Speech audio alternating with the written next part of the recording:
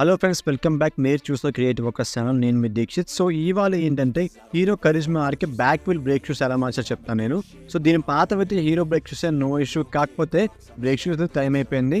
So ఈ vehicle back wheel open చేయడానికి 42 size and 13 size అయితే స్పానర్ ఉంటే సరిపోతుంది. సో డ్రమ్ కూడా కంప్లీట్గా అయితే స్టెప్ రావడం జరిగింది, చూసారు కదా. సో దీన్ని అయితే మనం ఒక లేయర్ అయితే కట్ చేయడం జరుగుతుంది. మన దగ్గరే మిషన్ మీద ఒక లేయర్ అయితే కట్ చేస్తాము. సో దీనికైతే హెవీ బ్రేక్ షూస్ అయితే ఏమని చెప్పారు మా ఫ్రెండ్దే బైక్ ఇది.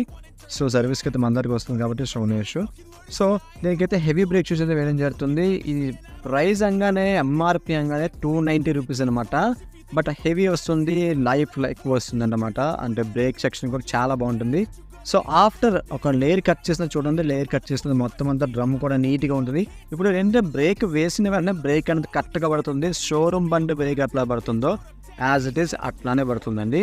సో ఈ తర్వాత ఏంటంటే డ్రమ్కి ఆ బ్రేక్ షూస్ గట్రా ఫిక్స్ చేసి జాగ్రత్తగా మొత్తం అయితే ఫిక్స్ చేసేయండి.